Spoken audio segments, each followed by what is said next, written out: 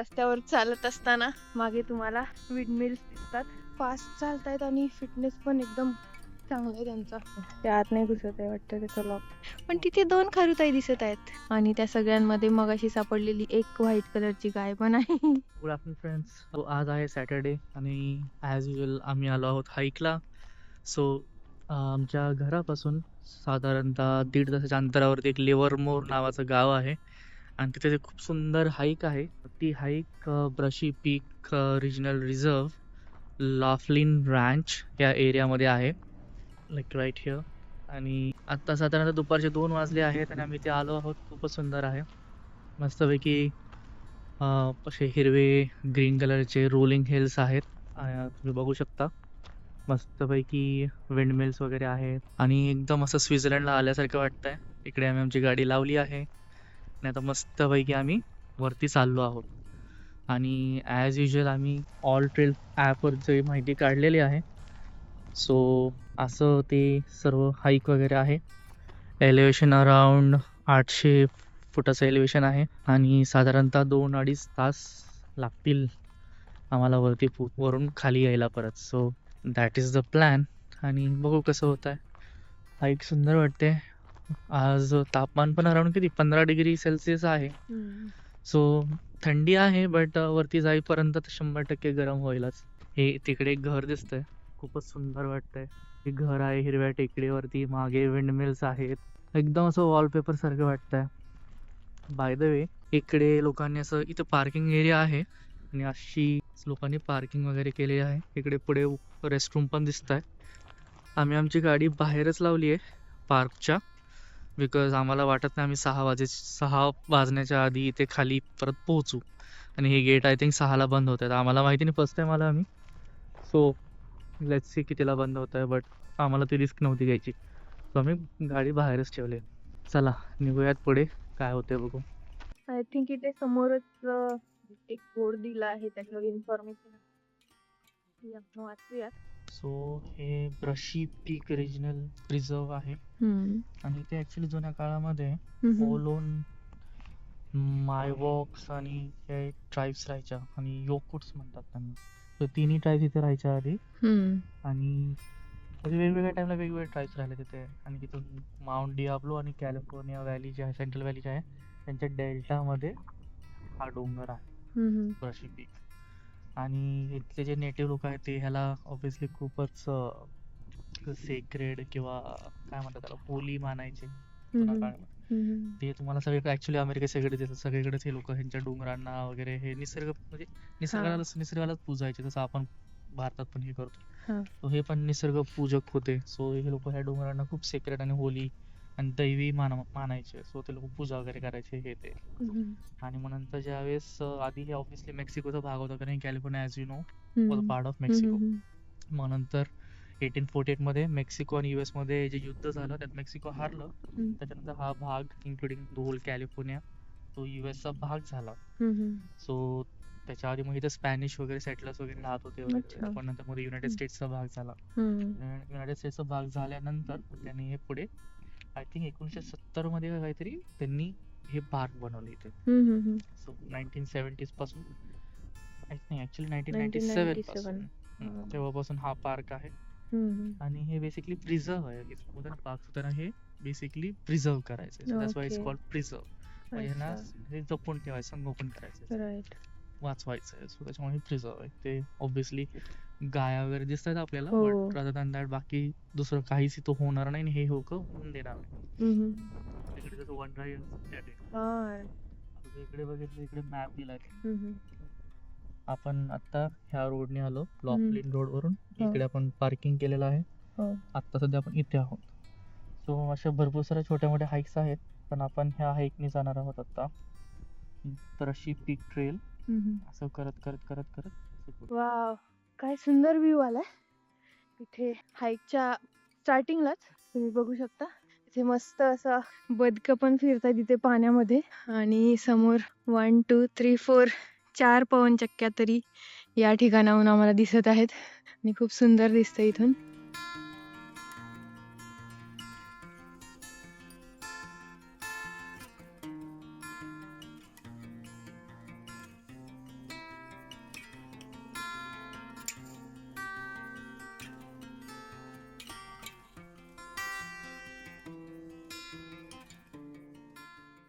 आणि या हाईकची सगळ्यात छान गोष्ट म्हणजे असं रस्त्यावर चालत असताना मागे तुम्हाला विंडमिल्स दिसतात आणि एका साईडला ऍक्च्युली राईट साईडलाच आहेत 4 विंडमिल्स आता तरी दिसल्या आणि त्या बघत मस्त वॉक करत पुढे हाईक पूर्ण कंप्लीट करायची.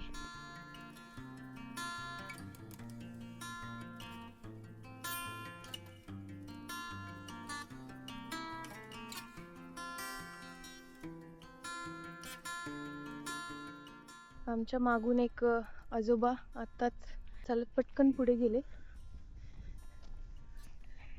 मानलं बाबा त्यांना खूप फास्ट चालतायत आणि आम्ही एकदम हळूहळू चालतोय.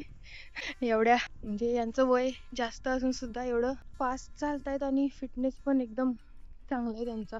या डोंगरावर पक्ष्यांचा चिवचिवाट पण खूप जास्त आहे कम्पेअर टू बाकीच्या ज्या हाईक्स आम्ही केल्या त्यांच्यापेक्षा या हाईकवर आम्हाला जास्त पक्ष्यांचा आवाज येतोय. आय थिंक हे यांनी इथे प्रिझर्व बनवल्यामुळे बहुतेक पक्षी आणि प्राणी या हाईकवर खूप जास्त आहेत. बेडकाचा पण खूप आवाज येतो तुम्हाला. हो तिथल्या लेक जवळ ना. हो आज हवा खूप आहे, थंडी वाजणार आहे जॅकेट घातले. आज आम्ही कम्प्लीट तयारीमध्ये आलोय. आज आनंदने पण जॅकेट घालून आलेला आहे त्यामुळे आज संध्याकाळी थंडी नाही वाजणार आम्हाला. आत्ता सुद्धा दुपारचे किती वाजले 3 वाजलेत ना, तर 3 वाजता सुद्धा 15 डिग्रीचं टेम्परेचर आहे आणि थंडी खूप जास्त वाजते आणि हवा पण खूप जास्त आहे त्यामुळे थंडीचा इंटेन्सिटी पण खूप जास्त वाढली आहे. खूप भारी वाटतं ते. हो असं आपण इंडियामध्ये असताना लांबूनच बघायचो.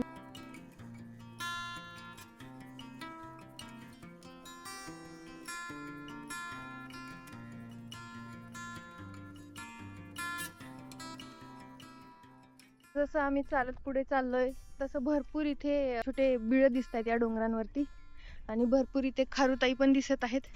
बहुतेक सगळ्या डोंगरांवरती खारुताईने असे छोटे बिळ बनवून ठेवलेले आहेत आणि एकदम असं वाटतं की पिक्चर मध्ये जसं खारुताईचा मूवी वगैरे असतो त्यामध्ये कसं ते इमॅजिन करतात त्याच प्रकारे वाटतं इथे. म्हणजे बघ ना, आपण जे लहानपणी कार्टून्स बघायचो ते चिपेंडेल वगैरे त्यात खारुताई असायचे ना. हो तर बेसिकली ह्या लोकांनी कसं केलं US मध्ये हा जे आजूबाजूला जे निसर्ग दिसतंय ना हो त्याच्यावरतीच कार्टून बनवलं त्यांनी. परत ते आपलं ह्याचं सुद्धा ते गमी बेअर्स आहे. हा परत अजून कुठलं रे ते पू बेअर वालं ते सगळं ह्यांनी आजूबाजूला निसर्ग बघितला, ऑब्झर्व केलं आणि तेच आणि इमॅजिन त्याच्यावरती केलं हा आणि आणि त्याच्यावरती कहाण्या बनवल्या. हा आणि इथं आल्यानंतर असं दिसतं की सगळं जे आपण कार्टून मध्ये बघत होतो ते ते- सगळं ऍक्च्युअली रिअल आहे. हो. कारण की ते सेम तसंच दिसतं जसं कार्टून मध्ये लहानपणी बघायचो आपण सेम तसंच सगळं नेचर, रस्ते, पवनचक्क्या आता इथे आहेत त्या हो.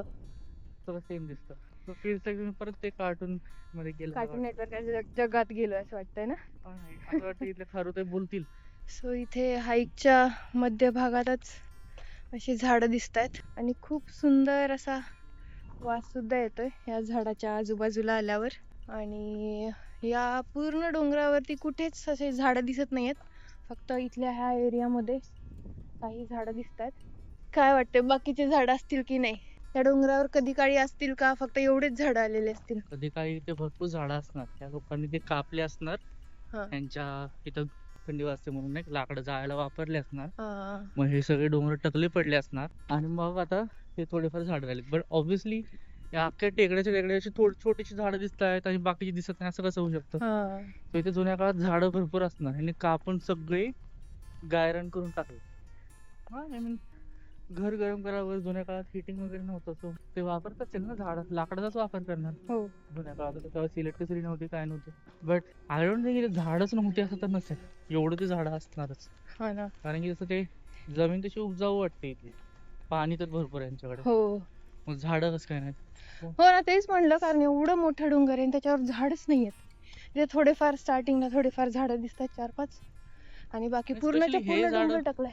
स्पेशली हे झाडं बघून असं वाटतंय मला झाडं असली पाहिजे तिथे जुन्या काळात. हो ना, 100%. समोरचा रस्ता बंद आहे काय? नाही, बघूयात आपण पुढे जाऊन. हे उघडून जायचंय. ओके, रिसोर्स प्रोटेक्शन एरिया आहे हा. त्यांनी मस्तपैकी इथे कंपाऊंड लावलेलं आहे आणि पर्पजफुली त्यांनी असं गेट बनवलंय कारण गाया ज्या चरतायत त्या या बाजूला येऊ नयेत. हो ना, कशासाठी? गायांसाठीच बनवलंय ना हे गेट. आणि या गेटला आपण आलं बाहेर की लॉक करून टाकायचं, म्हणजे गाया पलीकडे जाणार नाहीत. लागतंय की नाही? लागले बहुतेक, लागले असणार. नाही खराब झालंय. हे बघ ना, हो, ते आत नाही घुसत आहे वाटतं त्याचं लॉक. मागाशी ना ते असं गोल फिरत होतं. We tried. येस, पण त्यांनी किती भारी टेक्निक बनवली आहे ना, की कंपाऊंड करून ठेवलंय पूर्ण डोंगरांवरती. आणि हा, लागले फोटोग्राफी करायला लगेच. माझ्या नवऱ्याचं कसं आहे ना, फोटोग्राफी करण्यासारखा प्लेस दिसला की लगेच फोटो काढणार. आणि समोर मस्त खरुताया दिसत आहेत. माहिती नाही व्हिडिओ मध्ये दिसत आहेत की नाही, पण तिथे 2 खरुताई दिसत आहेत. किती मस्त आहेत. इथे जोडी जोडीने खरुताई दिसत आहेत है ना. हे बहुतेक त्यांनी घरच बनवले तिथे, परिवार सेटल केला इथे. किती क्यूट आहेत. आणि अजून एक तिकडे एक दिसते. मला माहिती व्हिडिओ मध्ये दिसत नसणार आहे. गाय बघितली. हा, एकच गाय दिसते. तर पूर्ण असं टोकावरती एक व्हाईट कलरची गाय दिसते. इथे सगळ्या गाया मोस्टली काळ्या दिसतात, पण मला तिथे एकच पांढरी गाय दिसते. कस काय पांढरी झाली? वाईट आहे, वाईट. ऑडमॅन आउट झाली की ती बिचारी एकटीच बसली आता.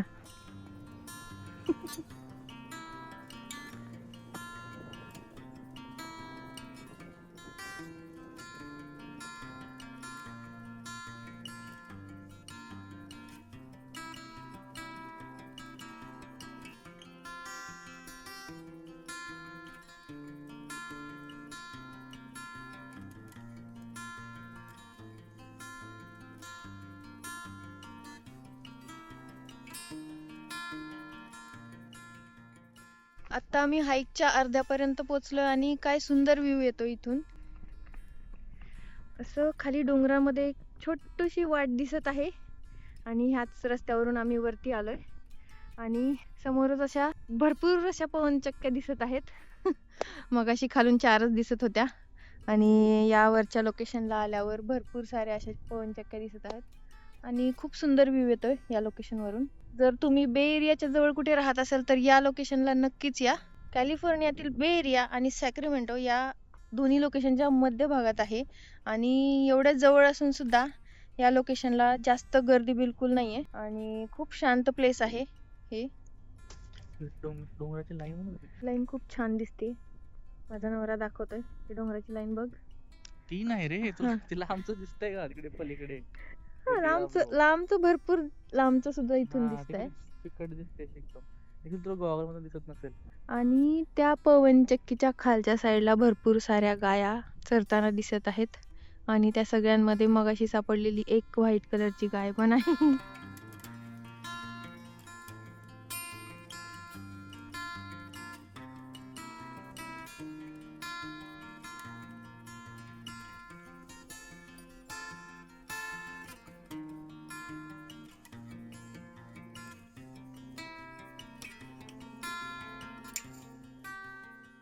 सो आता आम्ही हाईकच्या एकदम वरच्या टोकावरती आलोय आणि सुमारे 700 फीट उंचीवरती अशी रॉक फॉर्मेशन झालेलं आहे डोंगरावरती.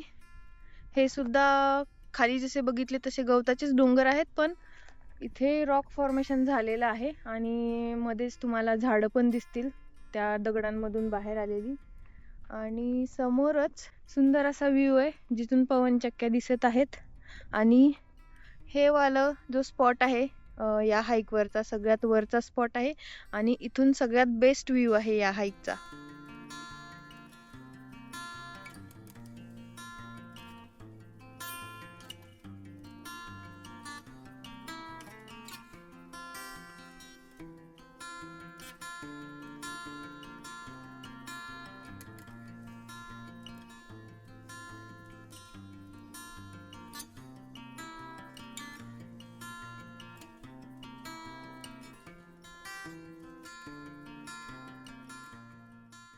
आपल्याला इथे परत पुढे अजून हाईक कंप्लीट करायची आहे. या रस्त्याने पुढे जाऊन या ठिकाणीच आहे ते रॉक फॉर्मेशन, जो या हाईकचा एक one of the best view point आहे.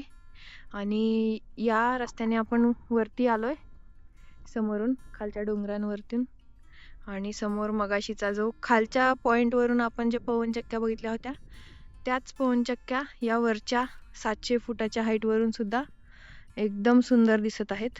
आणि समोर जी टेकडी दिसत आहे सध्या तिथे खूप धुकं आलं आहे, पण ते माउंट डियाब्लोची टेकडी आहे समोरची.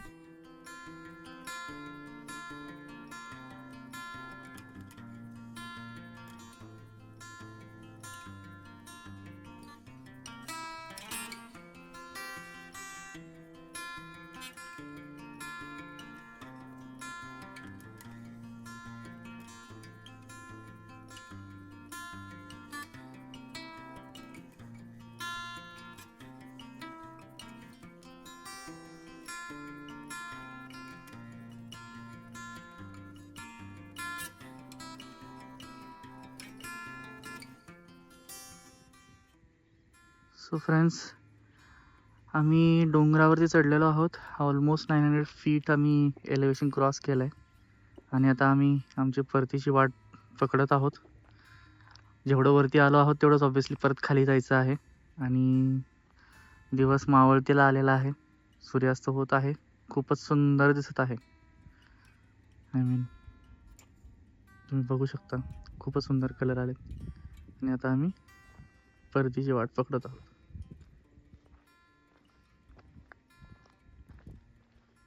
तुम्ही बघू शकता की इकडे किती सुंदर घरं बांधलेत लोकांनी. मस्त असं टेकडीच्या टोकावरती छान. काय मस्त व्ह्यू असेल त्यांना. आणि आय थिंक इकडे त्यांनी गायांचा गोठा वगैरे केलेला आहे. हे संध्याकाळची वेळ झाली आणि गाया मस्तपैकी परत त्यांच्या गोठ्याकडं रिटर्न येत आहेत. ही आमची गाय ही पण निघाली तिच्या गोठ्याकडे.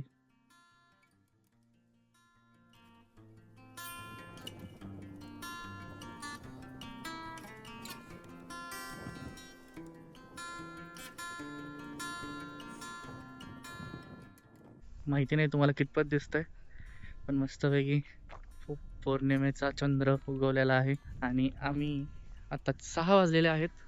पण इकडे थंडी असल्यामुळे, हिवाळा असल्यामुळे लवकर सूर्यास्त होतो. लवकर तरी नाही म्हणतायत, बट 5:30ला रफली सूर्यास्त झालेला आहे.